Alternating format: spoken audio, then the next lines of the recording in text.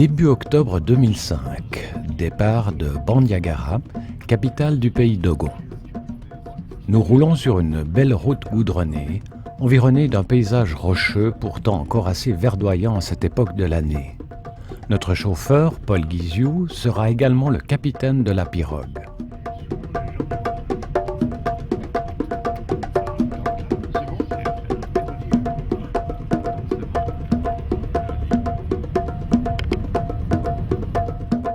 Environ 80 km plus loin, nous arrivons à Mopti, au bord du Niger. Première étape, découvrir la pirogue ainsi que son personnel malien.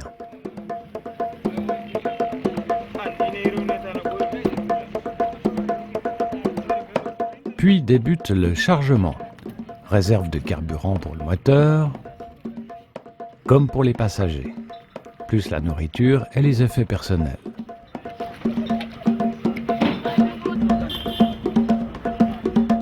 Le tout étant de bien répartir et équilibrer le chargement.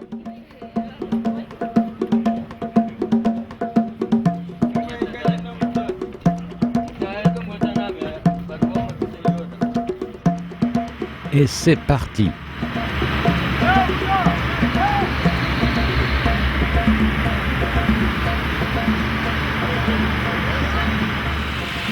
Notre vaisseau est équipé d'un moteur Mercedes 4 cylindres diesel.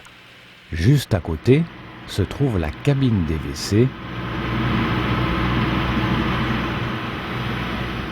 et de la douche.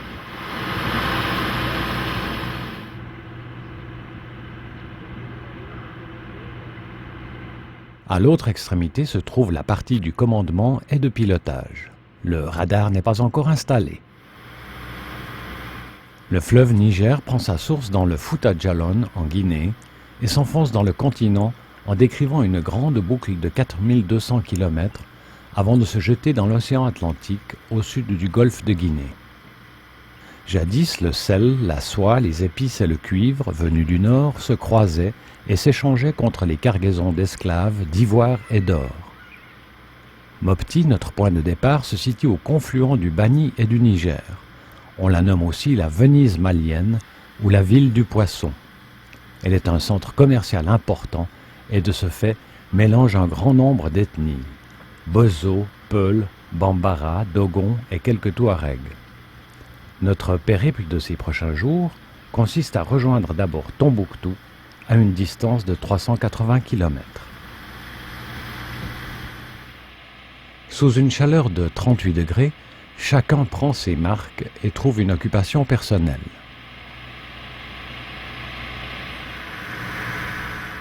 Notre mission de ces prochains jours consistera impérativement à profiter des paysages défilants et deuxièmement, dans un but totalement mercantile et touristique, repérer les meilleurs endroits pour s'arrêter et camper le soir, ainsi que les postes de ravitaillement.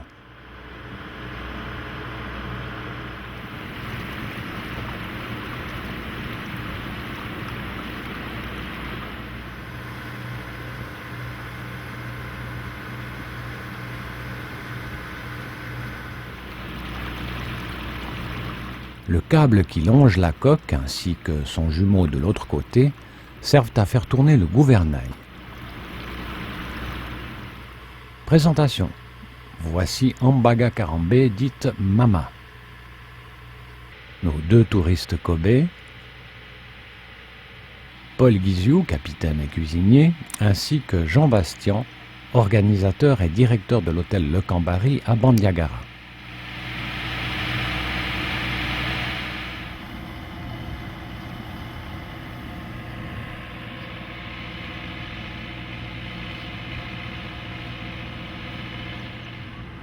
Voici Harbert Maïga, patron de la pirogue et grand connaisseur du Niger.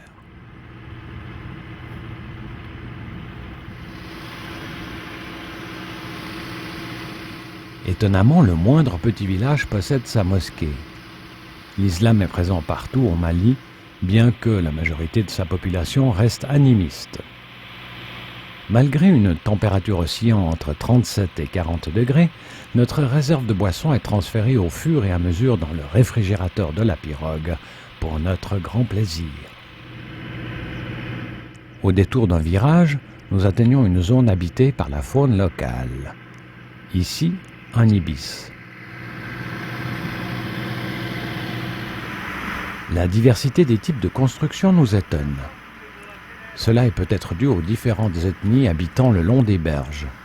Il y a les Bozos, incontournables pêcheurs, les Peuls, anciens nomades, aujourd'hui gardiens de troupeaux de zébus, de chèvres et d'ânes, les Blancs, les Songhai et les Malinké, descendants des anciens guerriers qui ont fait les empires africains. Ici, un héros. Et là, des nids de tisserands. Suivant l'heure du jour et l'endroit, la vie au bord et sur le fleuve est assez animée, autant pour l'homme que pour les animaux.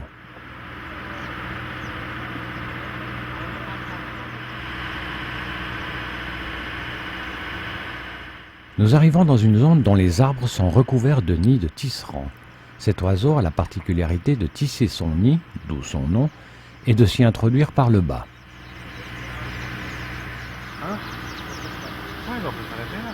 Ce petit plateau nous semble idéal pour y passer la nuit. Première erreur, car nous sommes trop près du fleuve, et lorsque la nuit tombera et que les vents thermiques s'en iront, la chaleur deviendra étouffante. Il est 17 heures et nous avons hâte de nous dégourdir les jambes. Nous nous initions, et sans mode d'emploi, au montage de notre tente. Nous ne dérangeons visiblement pas notre environnement et c'est pourtant là notre deuxième erreur. Car qui dit nid d'oiseaux dit nid d'insectes. Il faut bien les nourrir, ces petits. Notre troisième erreur fut de monter le double toit de nos tentes, ce qui nous interdit le passage de l'air. Contrairement à notre équipage qui lui dort à la belle étoile.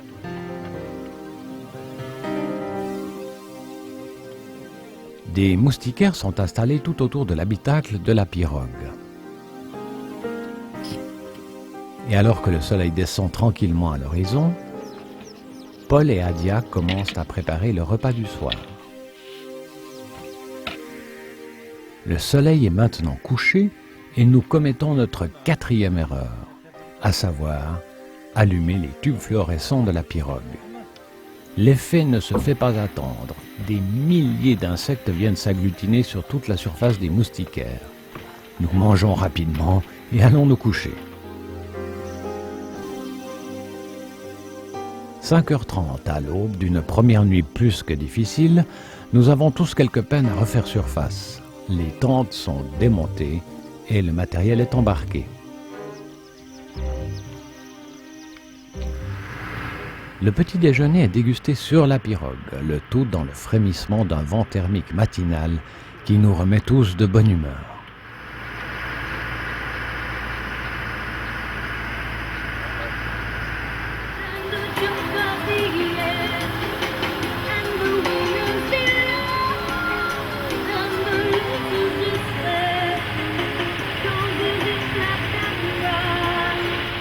Chacun reprend ses occupations.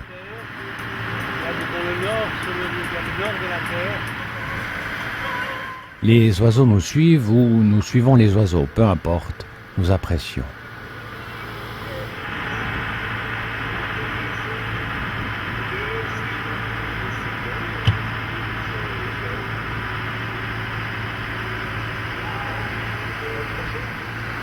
Nous croisons enfin la première présence humaine, un pêcheur bozo.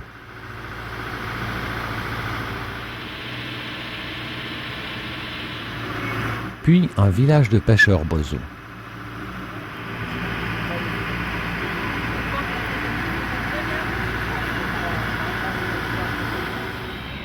Nous arrivons enfin sur le lac de Bou.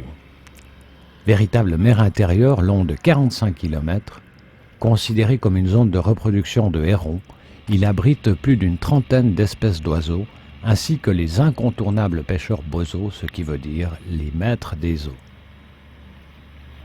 Nous constatons avec plaisir qu'à l'endroit où nous avons passé la nuit, un orage est en train d'éclater.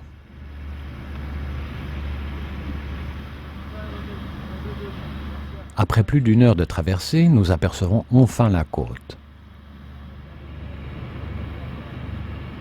Cependant, un bruit bizarre provenant du moteur décide Harbert de s'en rapprocher encore plus afin de s'arrêter dans le prochain village.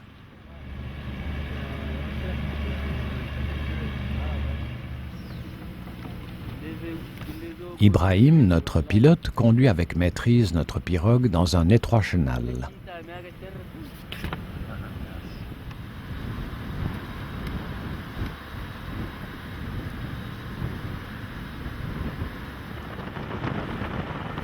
Et à l'instar de ces hérons louvoyants entre les nuages, la pirogue en fait de même entre les herbes et nous amène jusqu'au premier village. Sous le regard d'un berger Peul, nous profitons de cet arrêt pour observer l'activité de cet endroit. Pendant ce temps, Abdou, notre mécanicien, découvre que c'est un roulement à billes du cardan qui a rendu l'âme. Il est malheureusement impossible de trouver de quoi réparer ici.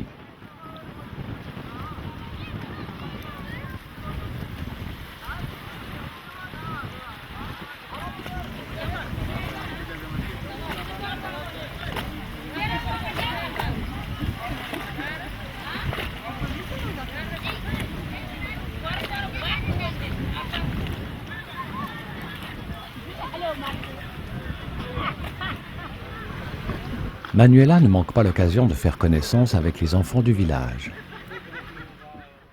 alors que Jean palabre pour trouver une solution au problème.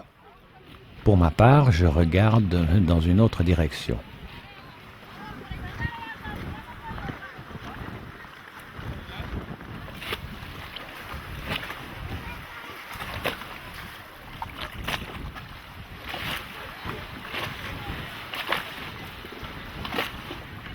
Finalement, nous nous déplaçons jusqu'à un autre village du nom de Tonka. À l'image de ce Peul et de ses Touaregs, notre mécanicien va aller faire quelques emplettes.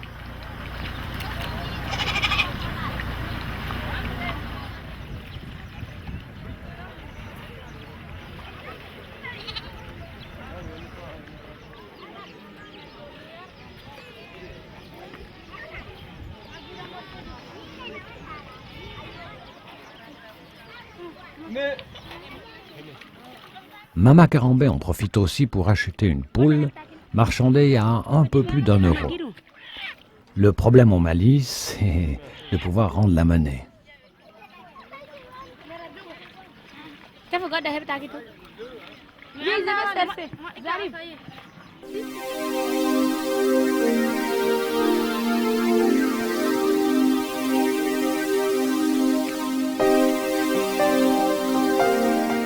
Abdou ayant trouvé de quoi réparer, nous pouvons enfin continuer notre voyage.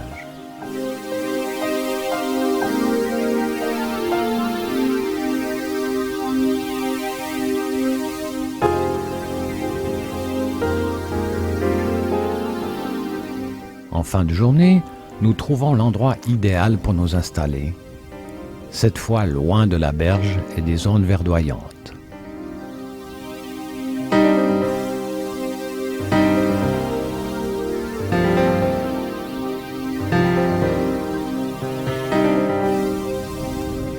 Chaque soir, chaque groupe fait la popote de son côté, sauf que la nôtre est vraiment excellente et très variée.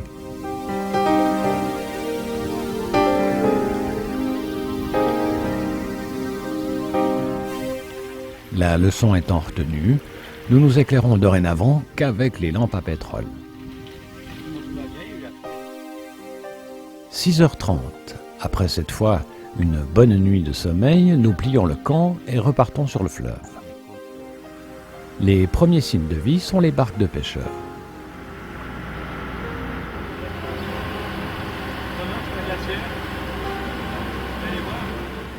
Puis un hippopotame, juste le sommet de la tête. Et enfin notre premier arrêt de ravitaillement dans une petite ville nommée Niafunke. Mama saute sur le premier bébé pour le manger, ce qu'il n'a pas l'air d'apprécier. Nous suivons le mouvement de foule qui nous amène tout naturellement au marché.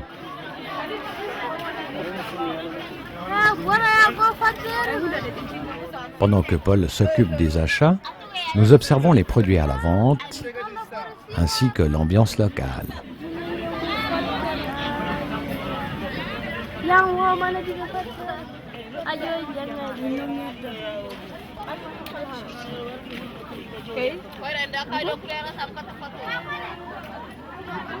L'une des boucheries est bien achalandée.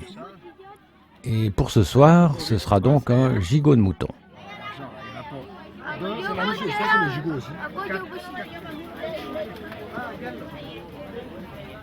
Et c'est dans cette ambiance chaude et colorée que nous repartons les bras chargés d'eau, de pain, de poisson et de viande.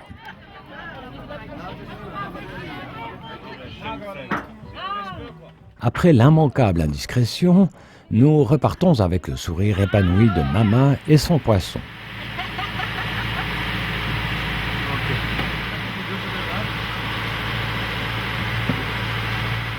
Accompagnés d'Adia et de Paul, l'équipe de cuisine nous prépare un savoureux repas.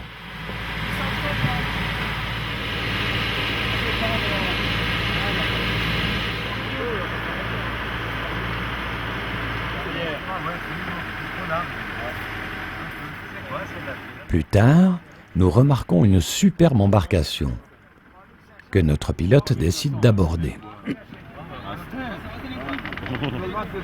Il s'agit simplement d'un vendeur de bois. Et comme il nous en faudra pour le gigot de ce soir, il est le bienvenu.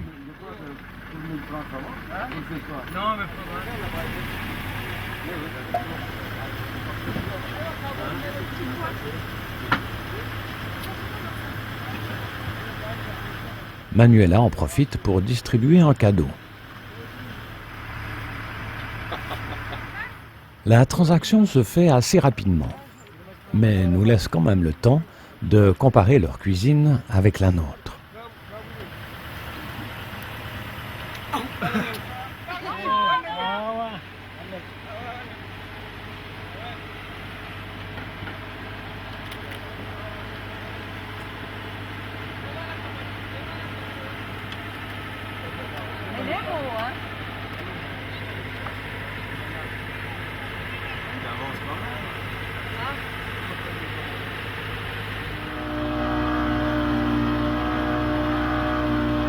Alors que les berges commencent à virer au sable, le mécanicien a coupé le moteur principal afin de se vouer à la réparation du cardan.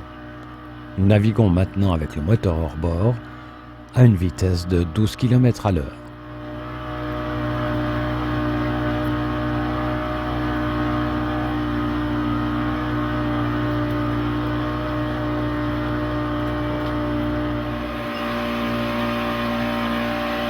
Nous pouvons maintenant admirer la dextérité du bricolage made in Africa des billes du fameux roulement de croisillon du cardan.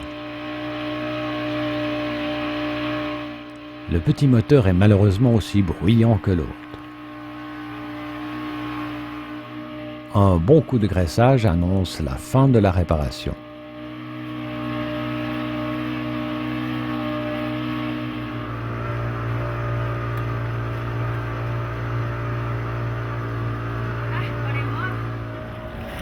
Voici le transport de chèvres.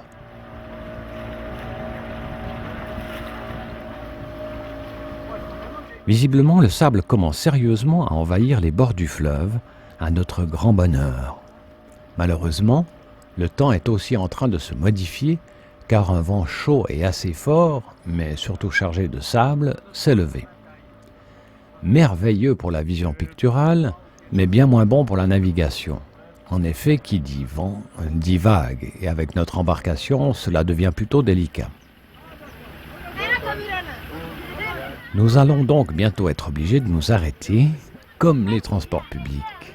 Merveilleuse pirogue surchargée d'hommes, de bagages et d'animaux.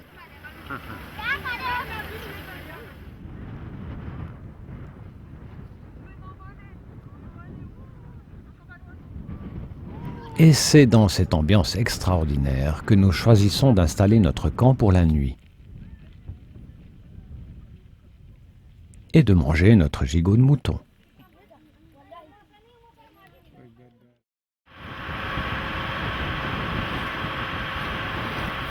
À l'aube du jour suivant, le vent de sable est toujours là. Les berges sont très éloignées. on ne voit pas grand-chose. Bref, on passe le temps comme on le peut.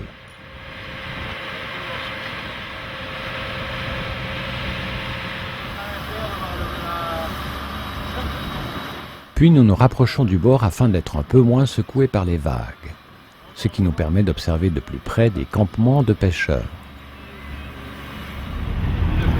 Et soudain arrive la grande halte tant attendue. D'abord, nous montons dans un 4x4 qui nous fait parcourir une quinzaine de kilomètres sur une goudronnée dans un état que je qualifierais de variable, pour enfin arriver à Tombouctou. Tombouctou la belle, la mythique, la mystérieuse, dont voici sa mosquée, payante pour la visite comme les autres d'ailleurs. Belle à l'extérieur, sobre à l'intérieur, dont nous voyons ici la partie réservée aux hommes. Et ici la partie réservée aux femmes. Si les périodes sont différentes, souvent il y a la chambre. Parce que c'est une différence.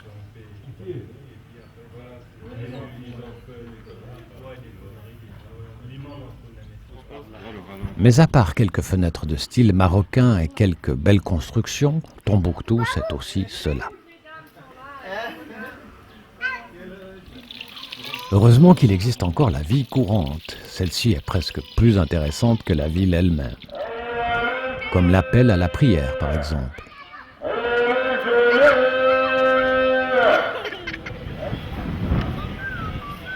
Cette vue panoramique révèle bien l'uniformité pesante de l'agglomération, de surcroît doublée par un vent chaud de sable élevant la température à 41 degrés. Il reste heureusement le côté pittoresque des échoppes et la majesté des mosquées. Le temps d'immortaliser notre passage dans cette ville nous fait prendre conscience que nous en avons déjà fait le tour et que dans le fond, elle n'a de mythique que son nom. De retour sur la pirogue, sur laquelle son déplacement nous fait grâce enfin d'un peu de fraîcheur, nous naviguons une petite demi-heure jusqu'à cette presqu'île où nous rejoignons Paul qui, avec l'aide de l'équipage, a déjà installé nos tentes. Nous le surprenons en pleine baignade, dans une eau se situant entre 28 et 30 degrés, et nous ne tarderons pas à l'imiter. Cet endroit est absolument idyllique, calme et dégagé, et nous en profitons pleinement.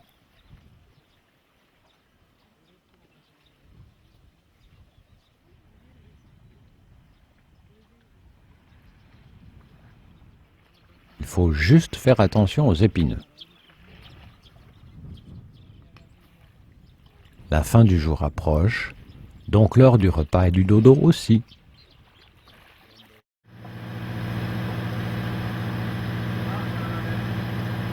La navigation du jour suivant s'effectue dans une chaleur torride et sur une eau totalement calme.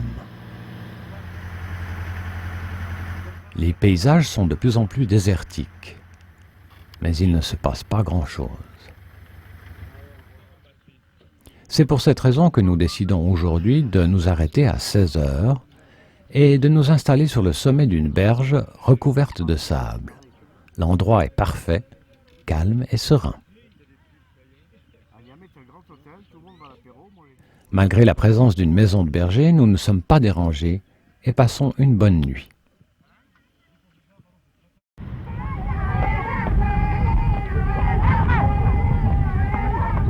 Le jour suivant, soudainement, tout change. Et c'est un festival de paysages, de courbes, d'ondulations et de couleurs qui s'offrent à nos yeux ébahis.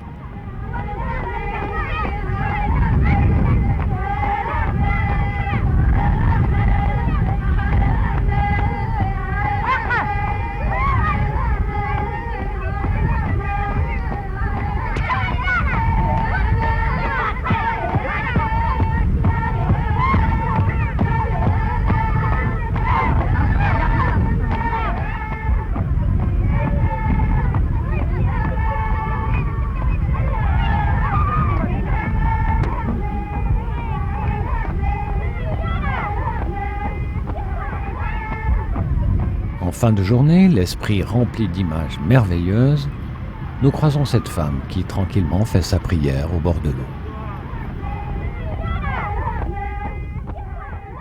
Puis, comme le jour d'avant, nous installons nos tentes au sommet d'une berge sablonneuse.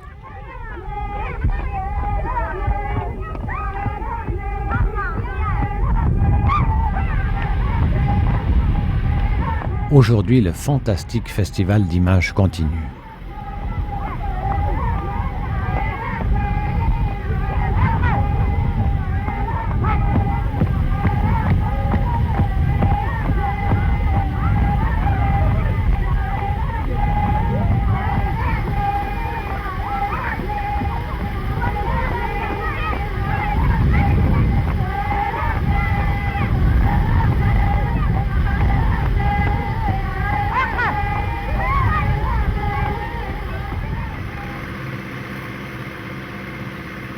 De temps en temps, un village construit en banco s'étale le long des dunes. Le banco est fabriqué à partir d'une terre argileuse mélangée à du son de riz, de la paille et du beurre de karité. Le karité étant un arbre dont le fruit contient une graine qui fournit une matière grasse, à ne pas confondre avec du beurre de qualité.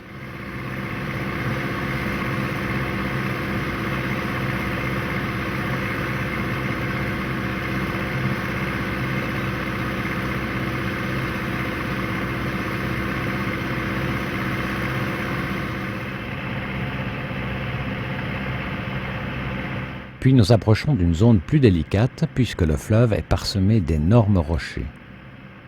Sachant que le fleuve a une profondeur moyenne de 10 mètres, il est donc indispensable de bien connaître les passages.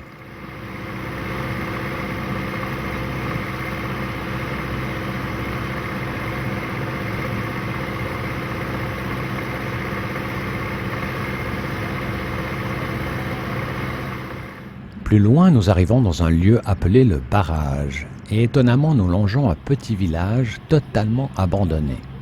Peut-être a-t-il servi à l'époque de la construction du barrage comme lieu d'hébergement de ses ouvriers.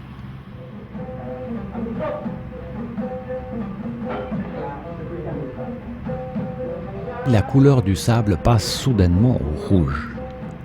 Il reviendra ensuite au gris, puis au jaune, au rose, se mélangera à l'orange, et nous irons ainsi de merveille en merveille.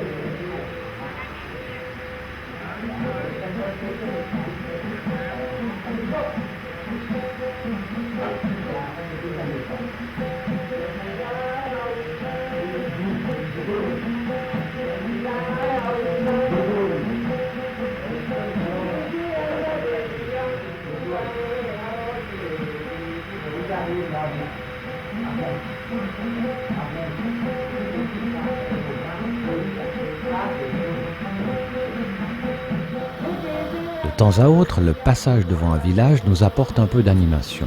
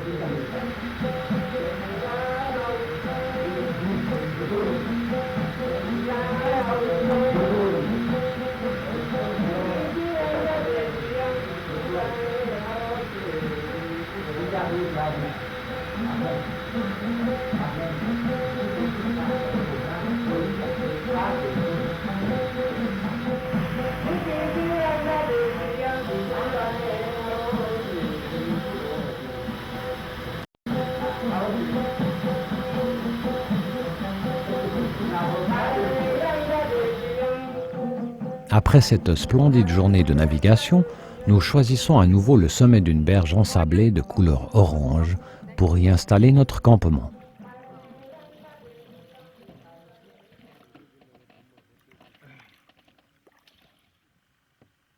Pour le moment, l'endroit est paisible.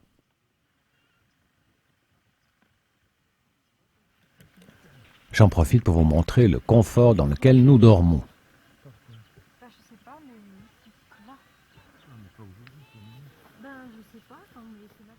Arrivent les premiers curieux, suivis par un troupeau de chèvres qui s'en est allé se désaltérer.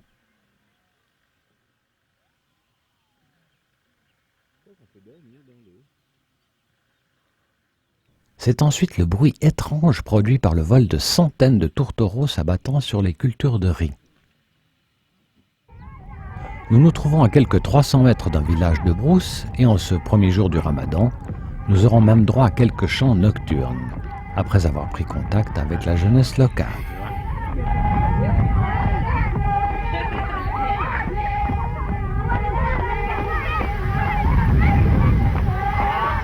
Le dernier jour de navigation est déjà entamé lorsqu'une modification du paysage se fait sentir. Nous traversons de nouveau une zone de végétation, suivie encore une fois d'un changement sur le désertique.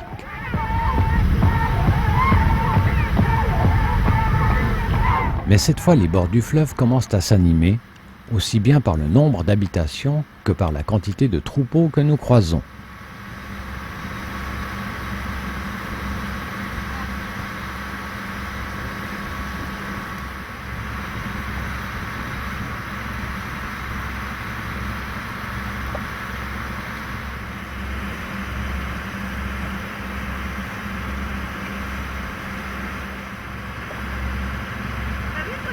Qui tourne.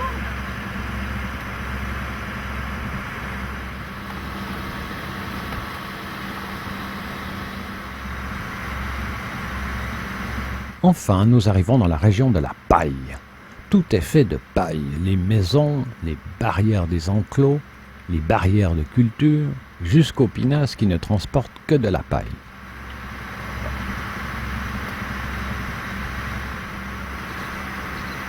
Celle-ci doit convenir aux nids d'oiseaux, que ces derniers ont creusés dans les parois de sable tassé.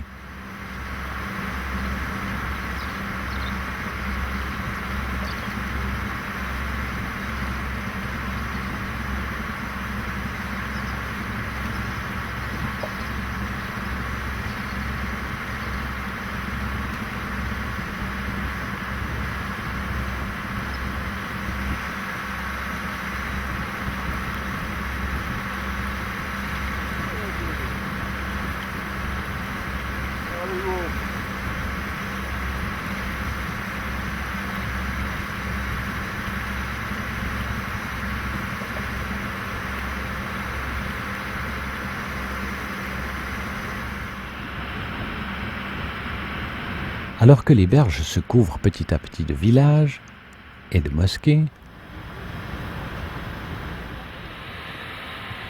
l'ambiance sur notre bateau est toujours à la lecture et à la contemplation. Il est temps pour l'équipage de se boire un dernier thé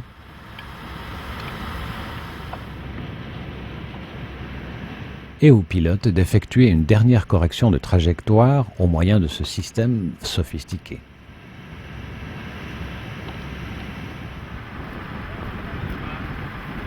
Et après avoir parcouru 410 km, nous arrivons enfin en vue de Gao. Gao, la ville de l'ethnie des Songhai. Gao, la porte du désert, la dernière grande ville avant l'Algérie. Vu de loin comme ça, rien d'affolant. Et vu de plus près, à part une grande activité sur les quais, rien de plus.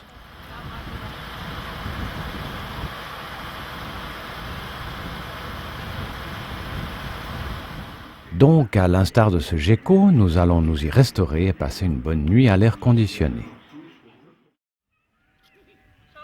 Le lendemain matin, une petite visite de la ville, de son marché et de sa faune locale s'impose, ainsi que celle de sa mosquée.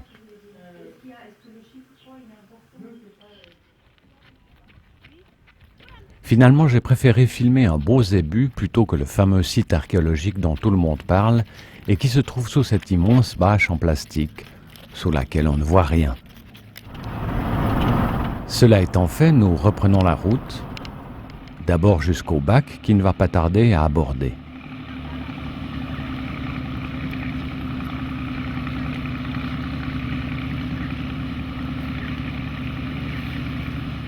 Et où nous ne sommes pas les seuls à l'attendre.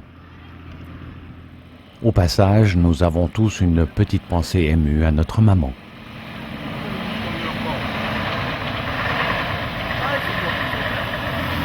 Nous voici installés à notre tour sur le bac.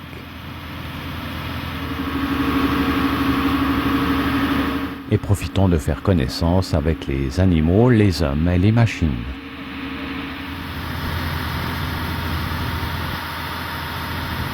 La durée de la traversée est d'environ 20 minutes.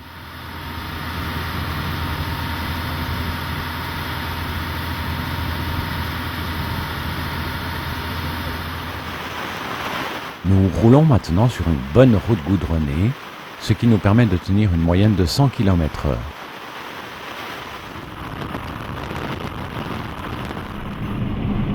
Le seul problème étant ces sacrées vaches qui n'ont toujours rien compris au code de la route.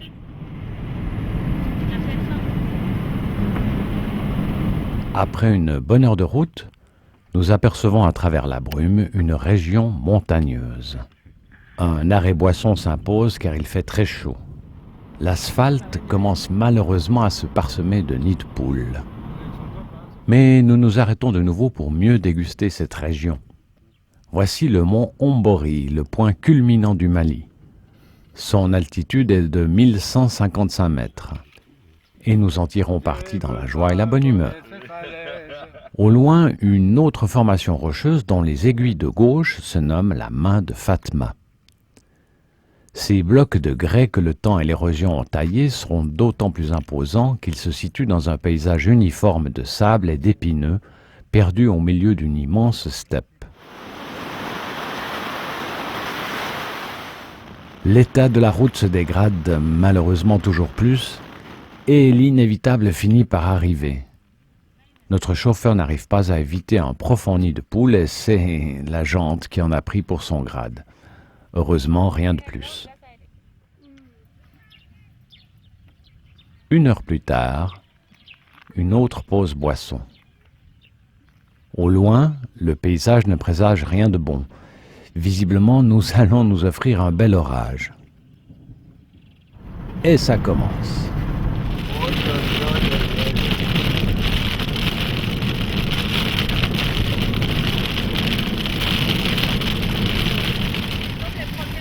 La pluie tombe avec une telle violence qu'en l'espace de 10 minutes, les terres sont complètement inondées.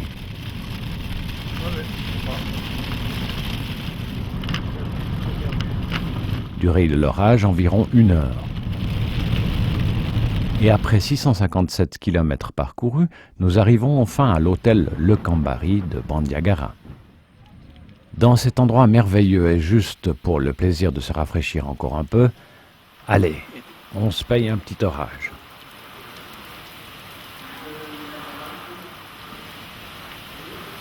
Chers touristes potentiels, vous qui êtes peut-être tentés par ce voyage sur le Niger, rassurez-vous, nous l'avons testé pour vous, mais pas à la bonne saison. Maintenant que les repères sont établis et que la pirogue est encore améliorée, n'hésitez pas, cela en vaut vraiment la peine. Mais de novembre à mars. Alors bon voyage.